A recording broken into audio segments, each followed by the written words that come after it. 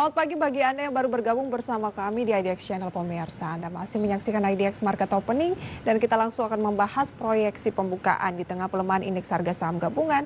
Tapi Wall Street-nya ditutup begitu ya, masih agak positif meskipun memang tidak terlalu signifikan di bawah 1%. Dan Asia juga pada pagi hari ini rata-rata dibuka di teritori positif. Baik, langsung saja saya akan menyapa. Selamat pagi Pak Arya. Selamat pagi, Prisa. Iya, Pak Arya ini pemirsa adalah pengamat pasar modal. Terima kasih banyak atas waktunya, Pak. Proyeksinya Ya, sama-sama. untuk pembukaan perdagangan pada pagi hari ini kira-kira melihat dari penutupan Wall Street, pembukaan dari Asia, ada angin segar tidak? Artinya peluang penguatan setelah indeks harga saham gabungan ya tertekan cukup dalam beberapa hari terakhir. Ya, memang kita memperhatikan bahwa bursa di Amerika dan sekarang di pagi hari ini dengan regional Asia yang juga kelihatan sudah mulai ada penguatan akan memberikan satu sentimen yang cukup baik ke pasar domestik Indonesia. Dan IHSG juga sudah mendekati target penurunan sehingga kemungkinan hari ini lebih tertahan jika ada penurunan lanjutan tentunya tidak terlalu seagresif sebelumnya dan diharapkan ada sedikit penguatan di akhir pekan ini. Baik, ada sedikit penguatan tampaknya nantinya di pembukaan begitu ya. Sebenarnya tahanan terkuat IHSG saat ini di posisi berapa? Karena kemarin memang sempat menguji posisi di bawah 4.850 dan penutupan juga memang demikian 4842. Adakah kecenderungan indeks akan menuju ke 4.800 atau justru mengalami penguatan ke posisi terdekat di berapa Pak Arya? Ya, kita memperhatikan bahwa untuk target penurunan masih ada ruang sampai ke 4805. Untuk penguatan pada hari ini kemungkinan akan tertahan di kisaran 4908. Jadi range pergerakan di akhir pekan ini ada di area itu. 4805 sebagai support dan resisten? Ya, resistennya ada di kisaran level 4908. 4.908 begitu ya? Ya. Baik, itu untuk harian Pak Arya? Ya, betul untuk harian. Kalau jangka menengah panjang, kira-kira saat ini Anda melihatnya support resisten dari IHSG berada di posisi berapa? Ya, untuk jangka menengah masih mungkin ada ruang penurunan lanjutan sampai di kisaran 47 sampai 4755 ya. 4755 tapi tidak serta-merta ke situ, jadi kita perhatikan sampai ke level 4805 dulu. Sementara itu untuk kenaikan setelah itu masih ada ruang sampai kembali ke level 5000 kembali. Baik, jadi 4755, 4805 baru kembali ke posisi 5000 lagi begitu ya? Ya.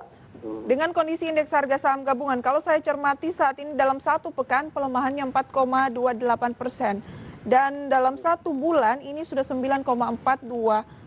Tapi kalau berbicara 3 bulanan ini masih tipis 1,55%. Sebenarnya Anda melihat pola yang dibentuk dari indeks harga saham gabungan cukup mengkhawatirkan tidak? Atau sebenarnya ada optimisme di sana menurut Pak Arya?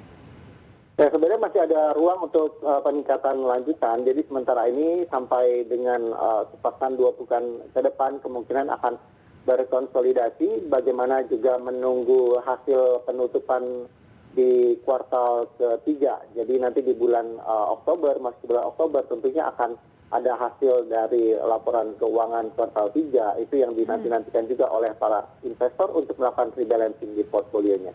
Apa rekomendasi Anda hari ini? Untuk hari ini bagi mereka yang investasi jangka pendek bisa memanfaatkan momentum pada saat ada kenaikan. Tetapi tentunya masih perlu diperhatikan bahwa tekanan lanjutan masih akan terjadi di pekan depan sebelum memasuki ke awal bulan Oktober untuk lebih adanya inflow kepada sektor-sektor yang memang diperkirakan akan memiliki kekuatan yang cukup bertahan di masa pandemi ini. Oke, jadi Anda melihat peluangnya meskipun ada penguatan, tapi ini berbicara harian saja, pekan depan kecenderungan IHSG masih akan terkoreksi memasuki awal bulan Oktober ya? Iya. Sentimennya apa saja Pak?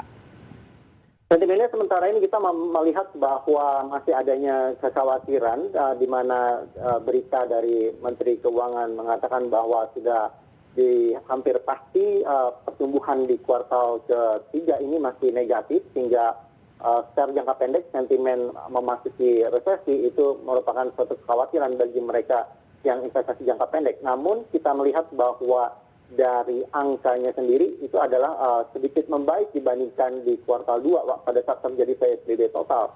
Dan kemungkinan untuk terjadinya pemulihan di kuartal keempat bahkan memasuki ke tahun depan itu lebih ada kemungkinan yang lebih baik. Sehingga di jangka menengah justru ini merupakan satu peluang yang baik bagi mereka yang ingin mengkoleksi di harga-harga yang lebih murah dibandingkan sebelumnya.